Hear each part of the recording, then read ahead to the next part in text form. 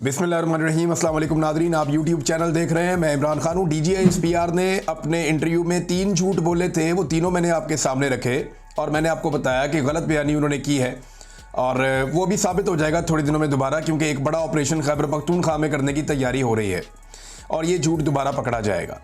पहला जो इसके अंदर एक गलत बयानी थी वो ये थी कि फ़ौज का सियासत से कोई ताल्लुक नहीं है। फ़ौज का बिल्कुल सियासत से ताल्लुक है। मिलिट्री क़यादत जो है वो दिन रात सियासत करती है। जनरल बाजवा से लेकर अब तक सियासत हो रही है, उससे पहले भी सियासत हो रही थी। फ़ौज ने 4 मरतबा पाकिस्तान में मार्शल लॉ लगाया। फ़ौज ने पाकिस्तान में सियासी जमातें बनाई। फ़ौज ने पाकिस्तान में हुकूमतें बनाई और हुकूमतें गिराई और मिलिट्री क़यादत हमेशा से सियासत के अंदर इन्वॉल्व रही। अपने छोटे फ़ायदे के लिए, अपनी बोटी के लिए पाकिस्तान का बकरा इन्होंने बार बार पाकिस्तान की मिलिट्री एस्टेब्लिशमेंट ने ज़िबा किया है। तो फ़ौज का सियासत में किरदार है और अभी जो हुकूमत आई बैठी है इसको भी इक़्तिदार में फ़ौज लेकर आई है।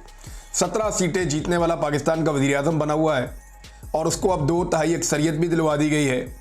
और मैंने कल भी ये कहा था कि अगर इसी तरह माहौल चलता रहा तो ये 100% अक्सरियत भी दिलवा देंगे। आइन का हुलिया बिगाड़ने के लिए क्या कुछ नहीं किया गया और ये फ़ौज ने किया है। मिलिट्री एस्टेब्लिशमेंट ने बंदे अगवा करवाए, बंदे जबरी तौर पे लापता करवाए, MNAs की फैमिलीज तक को हिरासा किया गया, उठाकर लोगों को अफ़ज़े बेजा में रखा गया और फिर एक आईनी तरमीम जबर के ज़रिए मंजूर करवाई गई। अब तो 2/3 अक्सरियत उन्होंने हासिल कर लिया, वो कर सकते हैं। दूसरी गलत बयानी उन्होंने ये की कि मीडिया पे वो कंट्रोल नहीं करते। ये बहुत बड़ा झूठ है। मीडिया के किसी भी शख्स से आप कुरान पे हलफ ले लें, वो आपको बता देगा कि पाकिस्तान की मीडिया को पैमरा कंट्रोल नहीं करता। पाकिस्तान की मीडिया को मीडिया की कोई अपनी पॉलिसी ऐसे कंट्रोल नहीं करती जैसे पाकिस्तान की मीडिया को पाकिस्तान की मिलिट्री एस्टेब्लिशमेंट कंट्रोल करती है और वो पाकिस्तान की मीडिया में क्या चलेगा क्या नहीं चलेगा इसके बारे में फैसले भी करते हैं। तीसरा जो उन्होंने कहा कि ये जो किसी को भी उठाना, गायब कर देना, जबरी तौर पे लापता कर देना, हफ्ते भेजा में रखना, ये गैर कानूनी और गलत है और ऐसे लोगों का मुहासबा होना चाहिए। यानी ये बात उन्होंने कही, ये भी एक गलत बात है और ये क्योंकि ये किया ही एजेंसियों की जानिब से जाता है। अब मैं तो किसी को उठा के इलीगली अबडक्शन में नहीं रख सकता, गायब नहीं कर सकता।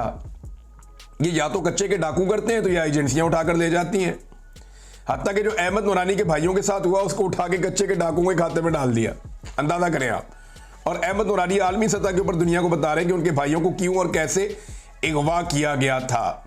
तो नाज़रीन, ये 3 गलत बयानियां हैं जो DGI-SPR ने की और ये आने वाले दिन में साबित ऐसे होंगी कि पूरा मौजूदा निज़ाम इस वक्त खैबर पख्तूनख्वा की हुकूमत को फिक्स करने पर लग गया है। इन्होंने फैसला किया है कि खैबर पख्तूनख्वा के अंदर से पाकिस्तान तहरीक इंसाफ की जो आखिरी हुकूमत है उसे भी खत्म कर दिया जाए।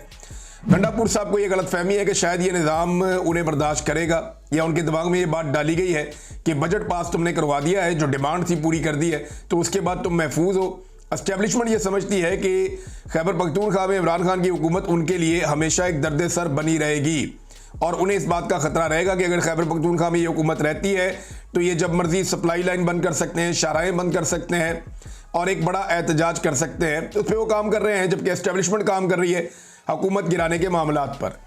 और उसका जो सबसे पहला पड़ाव है या सबसे पहला जो बड़ा काम किया गया है वो मखसूस नशिस्तें खैबर पख्तूनख्वा से छीन ली गई हैं। पूरे पाकिस्तान में ही छीनी गई हैं, लेकिन खैबर पख्तूनख्वा में 23 सीटें जीतने वालों को 30 मखसूस नशिस्तें, यानी इतनी सीटें उन्हें अवाम ने नहीं दी जितनी सीटें उन्हें तोहफतन पाकिस्तान की मिलिट्री एस्टेब्लिशमेंट ने अदलिया के जरिए से उनकी झोली में डाल दी। यानी अवाम ने उनकी औकात समझी और उनको 23 सीटें दी हैं और वो 23 सीटें भी ज़बरदस्ती ली हुई है। अवाम ने तो उनको 13 सीटें नहीं दी थी खैबर पख्तूनख्वा में, तो ज़बरदस्ती करके उनको 23 किया गया। अब वो तोहफतन जो है मिलिट्री एस्टेब्लिशमेंट की जानिब से मजीद 30 सीटें दी गई हैं PDM की जमातों को। फजलुर रहमान साहब को मिलेंगी, पीपल्स पार्टी को, PMLN को, बाकी लोगों को मिलेंगी। बहरहाल ये सीटें उनके पास चली गई तो अब उनकी तादाद हो गई है ज़्यादा और अब खैबर पख्तूनख्वा में एक मंडी लगने वाली है और उसमें फजलुर रहमान साहब की पार्टी, नून लीग, पीपल्स पार्टी, ANP, ये सब दावतें दे रहे हैं पाकिस्तान तहरीक इंसाफ के MPs को और उनसे अब राब्ते तेज़ कर दिए गए हैं कि आप हमसे रब्ता कीजिए, हमारे साथ बैठिए, हम अगली दफ़ा आपको टिकट भी लेकर देंगे, आपको इलेक्शन भी जितवाएंगे। देखें, हम भी तो इलेक्शन जीत कर आए हैं, हमारी पार्टियां भी इलेक्शन जीती हैं और अगली मरतबा एस्टेब्लिशमेंट किसी सूरत भी गारंटी कर रही है कि खैबर पख्तूनख्वा में PTI की हुकूमत नहीं बनने देंगे। लिहाजा आइए और हमारे साथ बैठिए, आपका जो सियासी मुस्तकबिल है वो महफूज रहेगा और PTI को तो वैसे ही ख़त्म करने वाले हैं। तो इस किस्म की बातें करके पाकिस्तान तहरीक इंसाफ के MPs को राम किया जा रहा है कि आए जनाब। और अभी एक और भी कार्रवाई होगी आने वाले दिनों में आप देखेंगे कि कुछ पाकिस्तान तहरीक इंसाफ के एमपी को फारिग भी किया जाएगा दबाव बढ़ाने के लिए, और जिन्हें फारिग किया जाएगा उनकी जगह पे ज़िमनी इलेक्शन में अपने बंदे लाने की कोशिश भी की जाएगी। तो ये गंडापुर साहब की कमजोरियां जो उनके सामने आ रही है, उन्हें लगता था कि वो एस्टेब्लिशमेंट को राम कर लेंगे, इमरान खान साहब को भी बाहर निकाल लेंगे और डील वील कर लेंगे, कोई मामला बन जाएगा। और हर दफ़ा वो उसी तरह चले जैसे एस्टेब्लिशमेंट ने उन्हें कहा। 2 मरतबा उन्हें अगवा किया गया, उन्होंने नहीं बताया कि कौन अगवा करके ले गया, कहाँ पे रखा, क्या डिमांड किया। वो बेचारे चुप करके बैठे रहते हैं, कभी कभी वो बढ़के मारते हैं लेकिन वो भी उनके आगे आ जाती हैं। तो अब खैबर पख्तूनख्वा की हुकूमत के ऊपर पाकिस्तान की एस्टेब्लिशमेंट काम कर रही है। कोई सियासतदानों की औकात ही कोई नहीं है, सियासतदानों को तो आगे लगाया हुआ है, सिर्फ एस्टेब्लिशमेंट इसके ऊपर काम कर रही है कि इनके बंदे तोड़ के यहाँ पे खैबर पख्तूनख्वा में हुकूमत तब्दील की जाए। देखते हैं वो कर सकते हैं या नहीं। एक और जो बड़ी खबर है वो नाजरीन, डीपीओ सवाबी किसको लगाया गया, इस पे एक ट्वीट किया है आमिर मुगल साहब ने। ये बंदा इस्लामाबाद में था। इस्लामाबाद में कारकुनान पाकिस्तान तहरीक इंसाफ के जो हैं उनके ऊपर जुल्म और सितम के पहाड़ तोड़े इस बंदे ने। कारकुनान को अगवा किया, उनके ऊपर तशद्दुद किया। इमरान खान, बुशरा बीबी, अलीमा खान, अली अमीन गंडापुर, उमर अयूब, शिबली फराज समेत पूरी खैबर पख्तूनख्वा काबीना पर पुलिस कांस्टेबल के कत्ल का झूठा मुकदमा भी इसने बनाया और रेंजर्स के कत्ल का मुकदमा भी इसने बनाया। इकदाम कत्ल के मुकदमात भी इसने बनाए, अगवा, चोरी और डकैती और दीगर मुकदमात भी इसने बनाए, दहशत गर्दियों के मुकदमात भी इसने बनाए, बगावत के झूठे मुकदमात भी इसने दर्ज करवाए। और ये जो एसपी है खान ज़ेब मोहम्मद, इसे इस्लामाबाद से ट्रांसफ़र कर दिया गया और ये वही एसपी है। ज़रा ये तस्वीर आप देखिए, आपको याद आ जाएगा जो सेनेटर मुश्ताक के साथ एक बड़ी यादगार तस्वीर थी ऐसे उंगली करने वाली। ये वही एसपी है जिसके अंदर रऊनत आपको नज़र आ रही थी कि ये फ़लस्तीनियों के हक़ में भी किसी को निकलने नहीं देता था। जालिम और जाबिर के तौर पे इसको इस्लामाबाद में याद रखा गया।